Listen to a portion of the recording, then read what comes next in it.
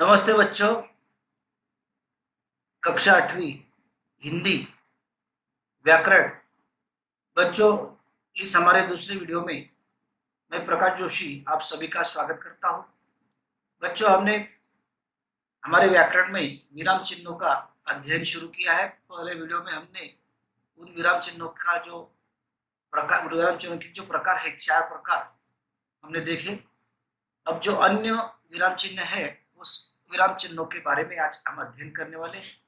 तो बच्चों, देखते हैं आज इस विराम चिन्ह का 5वां प्रकार यहाँ पर दिया है, योजक चिन्ह। अब देखते हैं इस योजक चिन्ह को कहाँ उपयोग किया जाता है। इस यहाँ पर यह योजक चिन्ह का हमने चिन्ह देखते हैं इसमें। तो इसका प्रयोग किया है कहाँ किया जाता है बच्चों। तो दो शब्दों जोड़ने के लिए इसका प्रयोग किया जाता है। दो शब्दों को जोड़ने के लिए इसका प्रयोग किया जाता है। देखो, जैसे अभी दिया यहाँ पहला उदाहरण दिया है, इसने श्री राम कृष्ण जैसे सपूतों को जन्म दिया है।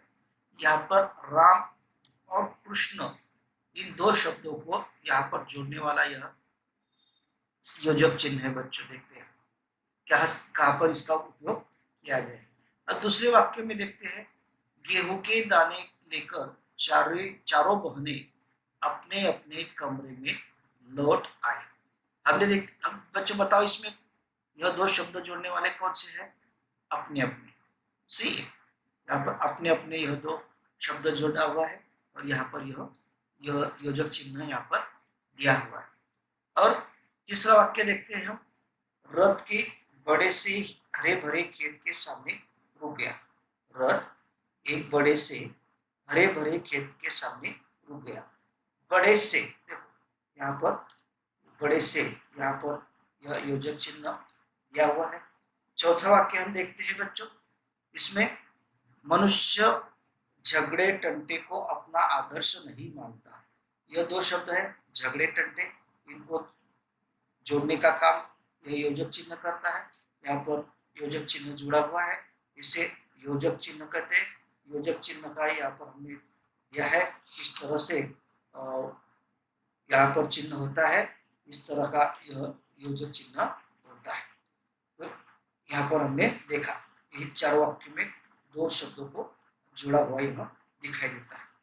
अब इसका जो हमारे विराम चिन्ह का जो छठा प्रकार है, वह है विस्मय सूचक चिन्ह। बच्चों, आपको सबको पता है विस्मय चिन्ह, जिसे मराठी में आप उद्गारवाचक कहते हैं। उस उद्गारवाचक चिन्ह हमें देखते हैं कि किस तरह का होता है। यहाँ पर इस तरह का होता है ये उद्गारवाचक चिन्ह। जब हम हर्ष होता है, हमें आनंद होता है, शोक होता है, दुख होता है, घृणा होती है हमें किसी से, या विस्मय, हम जब चकित हो जाते हैं, या भय, हम भयभीत हो जाते हैं। हमारे मन के जो भाव है, यह हमारे मन के भाव जब हम व्यक्त करते हैं, यह जो भाव होते हैं जब हम व्यक्त करते हैं, तो उस वक्त इस चिन्ह का प्रयोग करते हैं। हम जब बोलते हैं, हम जब लिखते हैं, तो हमारे जो भाव है हम प्रकट करते हैं। कभी हर्ष करते हैं, कभी शोक प्रकट करते हैं, कभी घृणा भी हम प्रकट करते हैं, तो कभी विस्मय हमें होता है या भय भी होता है। तो यहाँ पर एक जैसे वाक्य दिया, देखो, स्वतंत्रता दिवस के उपलक्ष्य में हार्दिक बधाई। हार्दिक बधाई यहाँ पर हमने दी है, तो यहाँ पर यह चिन्ह लगा हुआ है। यहाँ पर यह चिन्ह लगा है।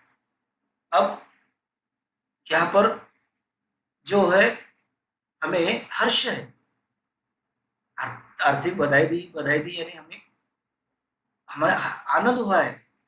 अब आगे दूसरा वाक्य देखते हैं, हे भगवान आज बच्चे क्या खाएंगे। देखो, हे भगवान के बाद यह चिन्ह दिया है।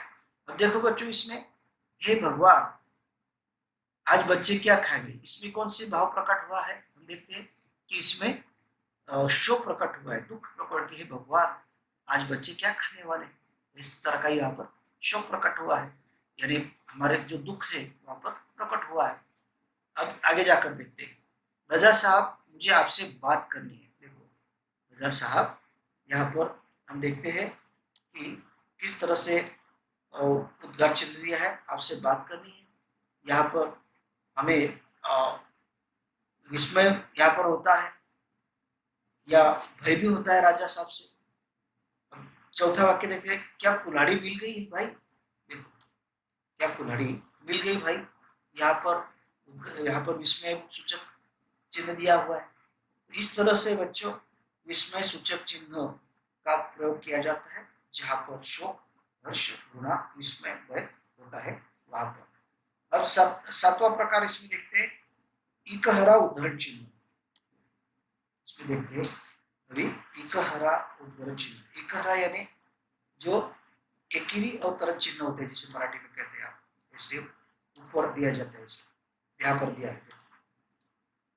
अभी यह कहा दिया जाता है, किसी व्यक्ति की नाम, उपनाम, पुस्तक या किसी सुविचार आदि को लिखते समय इसका प्रयोग किया जाता है।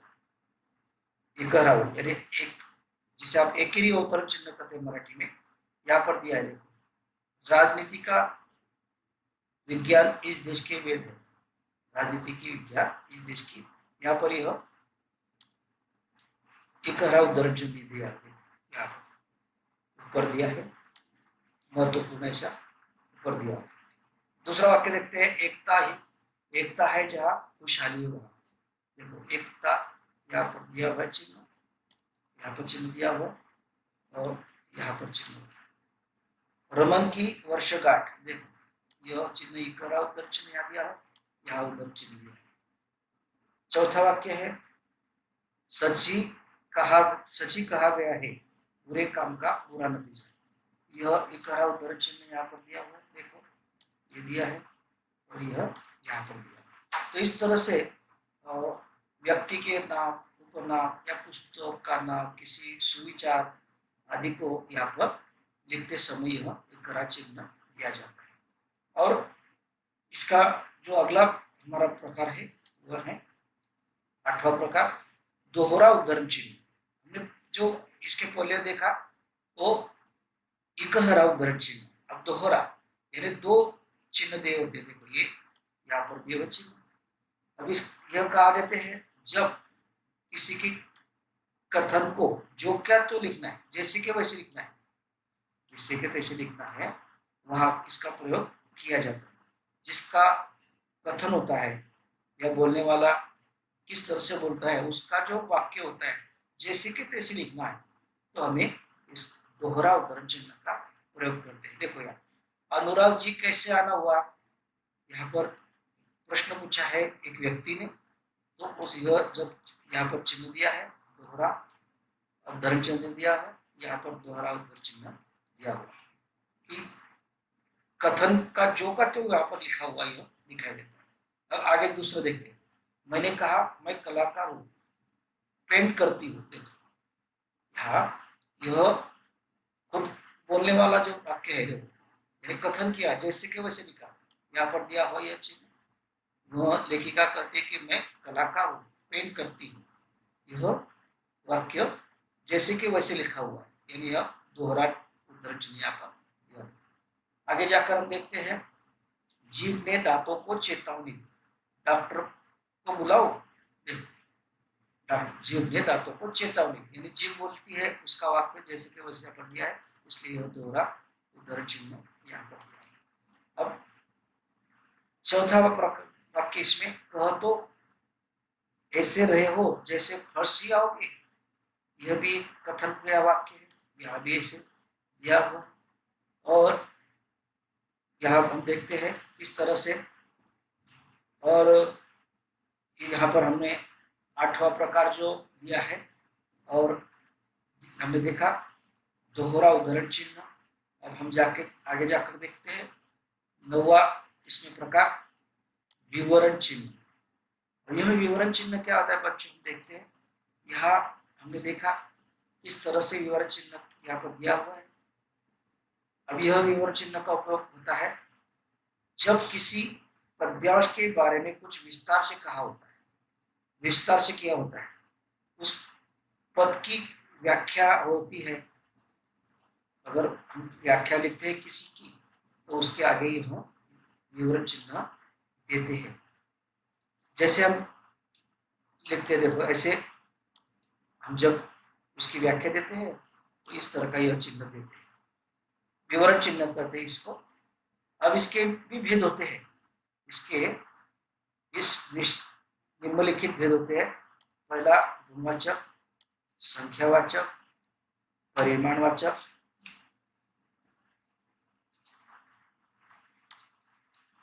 सार्वनामिक। इस तरह के विशेषण के निम्नलिखित भेद होते हैं। अब विवरण के नीचे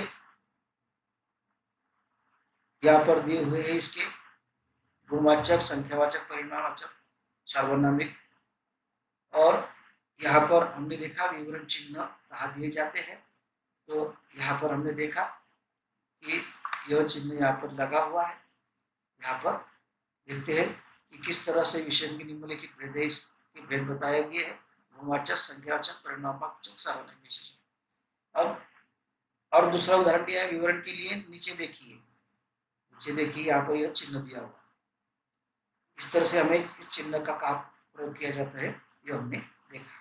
तो बच्चों हम आगे जाते हैं, इसका 10वां प्रकार कोष्टक चिन्ह। अब यह कोष्टक चिन्ह किस तरह का होता है यह देखते हैं।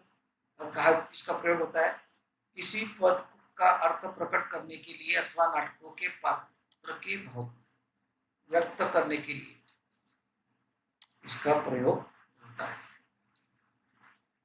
देखो यह कोष्टक चिन्ह होता है, हम कोष्टक यानी इन ब्रैकेट कहते हैं आप अंग्रेजी में। तो देखो लकड़हारा मुझे शर्त मंजूर है, पर्दा गिरता है। हम जब नाटक में यह लिखा होता है, नाटक की किताबों में इस तरह से यह जो होते हैं, यह यहाँ पर हम देखते हैं कि किस तरह से यहाँ पर दिए होते हैं यह कोष्टक चिन्ह। देखो दूसरा उदाहरण है राम स्वरूप, यहाँ पर दिया है कोष्टक चिन्ह। देखो चिन्ह इधर से दिया है, बिजनेस समझ कर दिया है यहाँ पर कोष्टक चिन्ह।